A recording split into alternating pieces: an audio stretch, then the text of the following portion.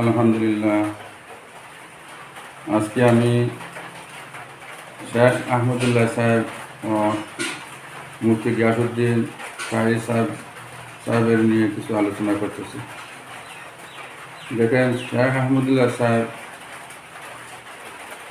একজন বহুত বড় আলিম, তার অনেক ফলোয়ার আছে।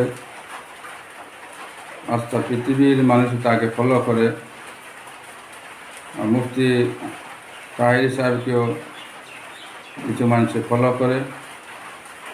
তাই আমি বলতেছি মুফতি তাহির সাহেবের ভক্ত হয়ে শেখ আহমদুল্লাহ সাহেবকে খারাপ কমেন্ট করবেন না, আর শেখ আহমদুল্লাহ সাহেবের ভক্ত হয়ে তাহির সাহেবকেও খারাপ কমেন্ট করবেন না। কারণ খারাপ যদি কমেন্ট করেন তাহলে না তাহির সাহেবের ক্ষতি হবে, না শেখ আহমদুল্লাহ সাহেবের ক্ষতি হবে। ক্ষতি তো আপনার নিজের হবে। যে খারাপ কমেন্ট করে তার নিজের ক্ষতি হয়, আর ওদের দরজা বুলন্দ হয়। যার কমেন্ট করা হয়, যার খারাপ কমেন্ট করা হয়, তার দরজা আল্লাহর কাছে আরও প্রিয় হয়। তার দরজা আল্লাহর কাছে আরও পছন্দিত হয়। তার দরজা আল্লাহর কাছে আরও নিকটে যায়। তাই মানুষের খারাপ কমেন্ট থেকে বিরত থাকি। আর বিশেষ করে আলিমের তো খারাপ কমেন্ট করতেই নাই, কারণ আলিমের সাথে যদি খারাপ কমেন্ট লেগে যায় তাহলে আল্লাহ নারাজ হয়ে যাবেন। সেই নারাজে আযাবও আসতে পারে। তার জন্য আমি বলছি, শেখ আহমদুল্লাহ সাহেব শুধু বাংলাদেশের নিয়ামত নয়, শুধু ভারতের নিয়ামত নয়, শুধু শ্রীলঙ্কার নিয়ামত নয়, শুধু উত্তর পূর্বাঞ্চলের নিয়ামত নয়, শুধু এশিয়া মহাদেশের নিয়ামত নয়, সমস্ত পৃথিবীর বাংলা ভাষাভাষীর মানুষের সমস্ত পৃথিবীর জন্যই একজন নিয়ামত। আর মনে করি বাংলাভাষী না, সমস্ত ভাষাভাষীর জন্যই নিয়ামত। আস্থা পৃথিবীর জন্য উনি একজন নিয়ামত। ওনাকে আল্লাহ তাআলা উঁচু বানিয়েছেন। যত মানুষের তার পিছনে লাগবে তত আল্লাহর কাছে উনার দরজা বুলন্দ হবে, উনি আল্লাহর মাহবুব পিয়ারা হবে। তাই আমি বলছি, বিশেষ করে আমি বলছি তার জন্য না, শেখ আহমদুল্লাহ সাহেবের জন্য না, মুফতি তাহির সাহেবের জন্য না, কোনো সাধারণ মানুষের জন্য খারাপ কমেন্ট থেকে বিরত থাকি। সাধারণ মানুষের জন্য খারাপ কমেন্ট থেকে বিরত থাকি।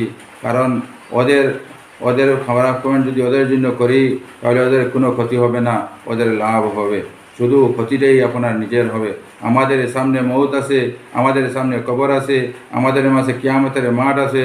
আমাদের হিসাব দিতে হবে।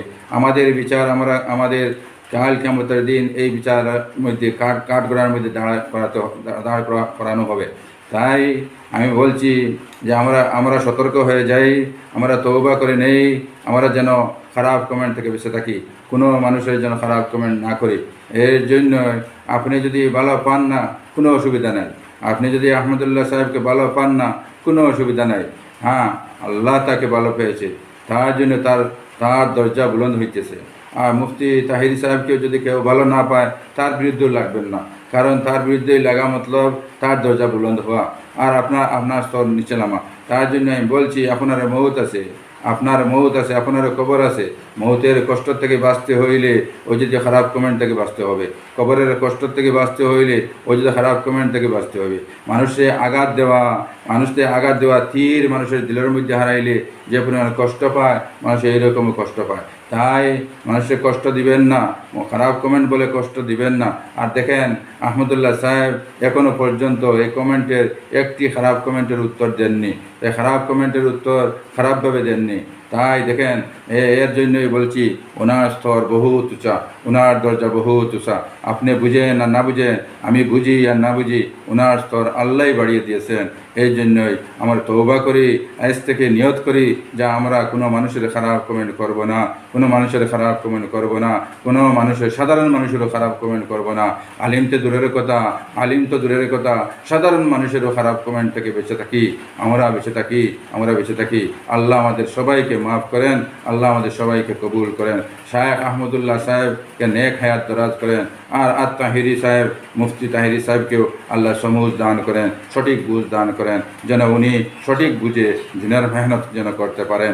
এই জন্য আমরা দোয়া করি, ওনার জন্যও দোয়া করি, শেখ আহমদুল্লাহ সাহেবের জন্যও দোয়া করি, যেন প্রত্যেকের কাজ যেন সুন্দরভাবে করতে পারেন, প্রত্যেকের কাজ যেন আল্লাহর রাজামন্দির সহিত করতে পারেন, প্রত্যেকের কাজ যেন আল্লাহর সন্তুষ্টির সহিত যেন করতে পারেন।